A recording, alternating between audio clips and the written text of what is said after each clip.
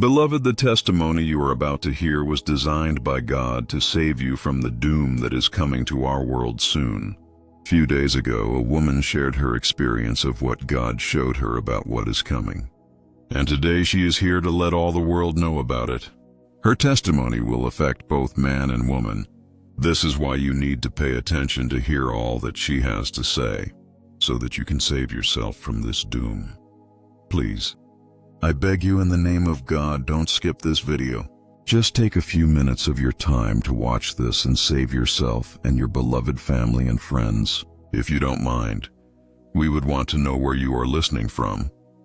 Drop it in the comment section so that we can continue to pray for you and your family for God's protection for this coming doom. Also, like this video, so that many others will see this message.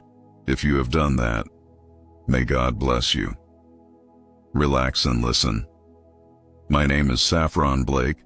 I'm 40 years old, and I live in Portland, Oregon. I work as a third-grade teacher at Lincoln Elementary School. I never thought I would be the person telling a story like this. I'm just regular. I drive a 10-year-old Honda. I grade papers on Sunday nights. But what happened to me on November 5th, 2025, changed everything I thought I knew about the world we're living in, and I was shown what is coming. I had just gotten home from parent-teacher conferences. My feet hurt. My head hurt. I made myself a sandwich and sat down on my couch to watch some TV before bed. The news was talking about weird things happening with the internet. Banks were having problems. People couldn't access their money in some cities. I remember thinking it was just another technical problem that would get fixed by morning.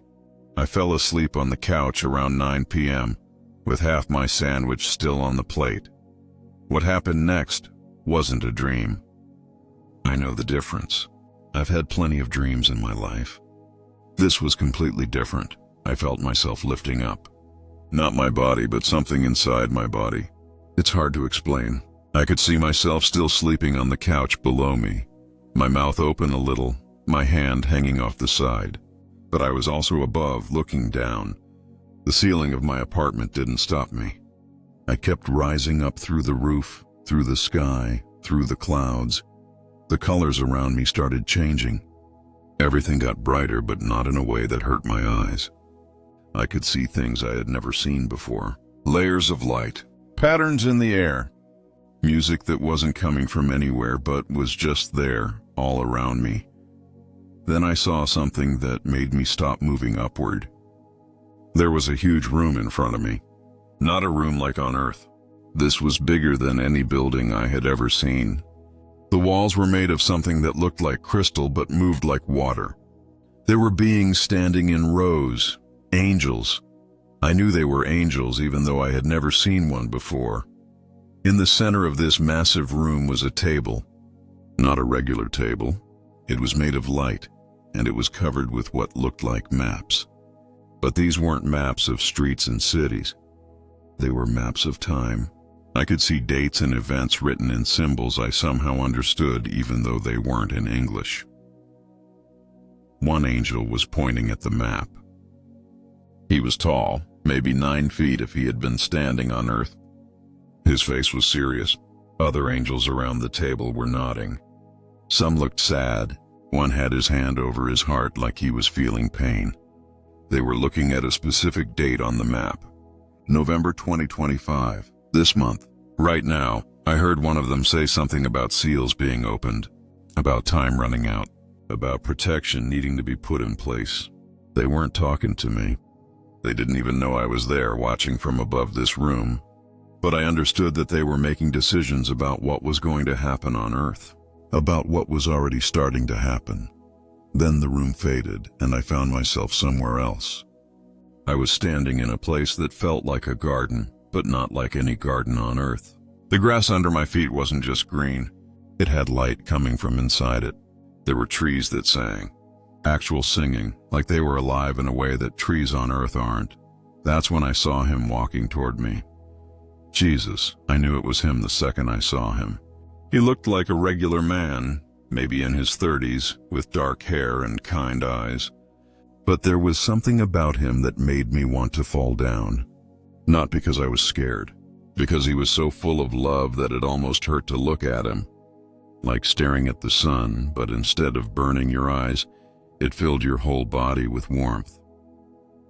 He came and stood next to me. He didn't say hello. He just started talking to me like we were in the middle of a conversation we had been having for years. He told me that time was almost up. He showed me that November 2025 wasn't just another month. He explained that something big was starting right now. The world was about to change in ways that would shock everyone. The economy would crash. Technology would fail. Governments would turn against people who believed in him. It wasn't going to happen slowly. It was going to happen fast. I wanted to ask questions, but somehow I knew I just needed to listen. He took my hand and suddenly we were flying above the earth. I could see the whole planet below us spinning slowly. It looked so beautiful from up there. Blue and green and white clouds. But as I looked closer, I could see dark shadows moving across different countries. These weren't regular shadows. They were evil, real, actual evil that was getting ready to cover everything. He pointed down at certain places on the earth. He told me that he had prepared 4 different types of places where his people could be safe during what was coming. These weren't random. He had been planning them for a long time. He had been preparing the people who would live there, teaching them, getting them ready. The first place he showed me was mountains. Not famous mountains, just regular mountain areas in different parts of the world. Small communities where families had moved over the past few years. He revealed to me that he had been calling these people to move there. They didn't all know why they felt pulled to go live in these mountain towns. Some thought they just wanted a simpler life. Some said they felt like God was telling them to leave the city. But really, he had been moving them into position. He explained that these mountain families had learned to live without depending on stores and banks and the internet. They grew their own food. They helped their neighbors. They knew how to survive without all the things city people need. When everything crashed, they would be okay. More than okay. He said he would multiply their food and water. He would make their gardens grow even in winter. He would protect them from people who tried to hurt them.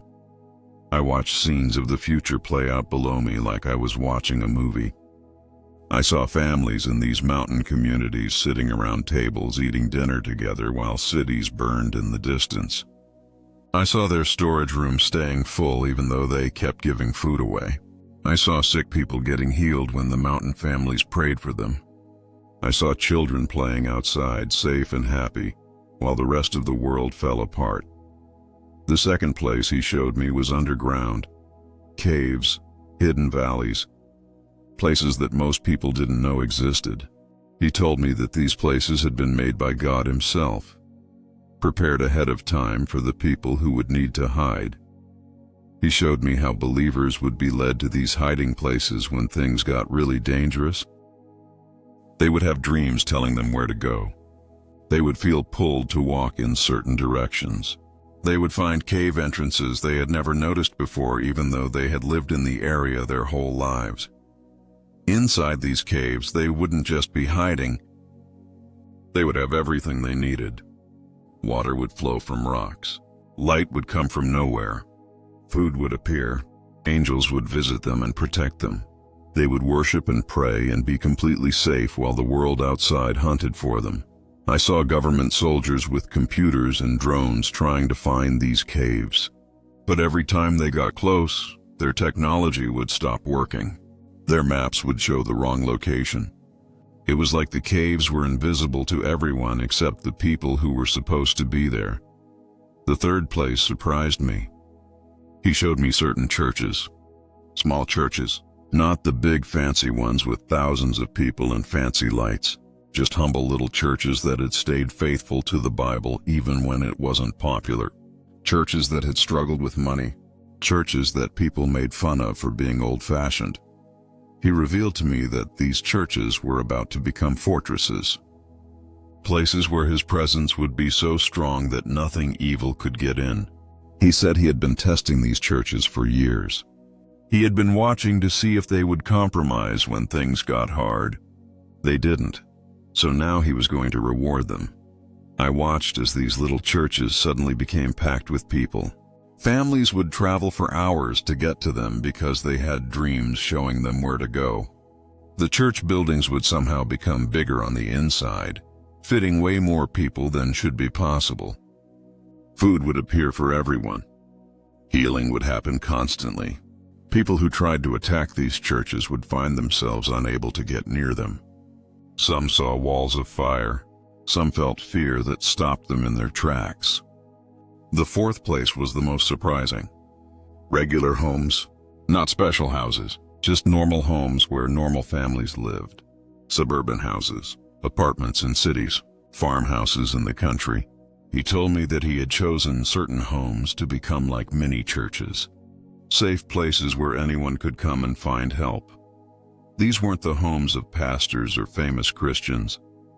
They were homes of people who had just been faithful in small ways. People who invited strangers over for dinner. People who helped poor people. People who loved God when nobody was watching. He showed me how these homes would change. Neighbors would feel pulled to knock on their doors. Strangers would show up needing help. And the families living there would never run out of room or food. Their houses would stretch somehow to fit everyone. Their refrigerators would stay full. Healing would happen on their doorsteps.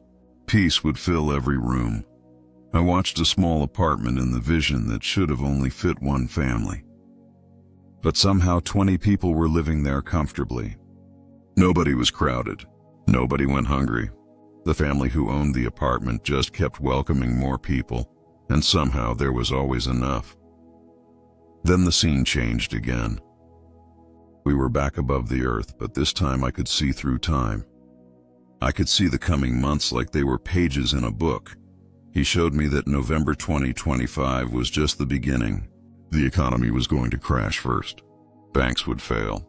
People wouldn't be able to get their money. Stores would empty out. There would be panic everywhere. This would happen suddenly, maybe in just a few days. About 3 months later, governments would start making new laws against Christians. They would say that religious people caused the problems. They would make it illegal to have church meetings. They would try to control what pastors could say. Churches that agreed to follow the new rules would be allowed to stay open, but they would have to change their message. Around 6 months in, a new religion would start spreading. It wouldn't look evil. It would look peaceful and loving. It would say that all religions are basically the same, that everyone is going to heaven, that the most important thing is unity and tolerance. Many Christians would be fooled by it because it would sound so nice. 9 months after everything started, the persecution would get really bad. Christians who refused to join the new religion would be arrested. Some would be killed. Families would be torn apart. Kids would be taken from parents who wouldn't let them learn the new religious teachings in school. But through all of this, the 4 types of safe places would keep protecting God's people. He then showed me something that made my heart hurt. Not everyone who called themselves Christian would make it to these safe places. Only people whose hearts were really His. People who truly loved Him more than anything else. People who had spent time getting to know Him, not just knowing about Him. I saw people who had gone to church their whole lives but couldn't hear God's voice telling them where to go. I saw rich Christians who couldn't leave their houses and money behind. I saw people who knew all the right Bible verses but had never really surrendered their lives. They were left out. Not because God was mean, but because they had chosen comfort over faith. But I also saw surprising people make it to the safe places. A homeless man who had just given his life to Jesus was led by angels to a cave. A young single mom who had nothing but faith found herself at one of the mountain communities. An old woman who had prayed alone for years discovered that her tiny house was chosen as a sanctuary home. He explained to me that he had been preparing people for this moment for years. Some had gone through hard times that taught them to trust Him. Some had been rejected by others, which made their faith stronger. Some had lost everything, which taught them that he was all they needed. As I watched all of this, I felt overwhelmed. I'm just a teacher. I'm nobody special. Why was I seeing this? Why me? He turned and looked at me. His eyes were so full of love that I started crying. He told me that I had to go back and warn people. He said that most people weren't ready. They didn't understand how close everything was.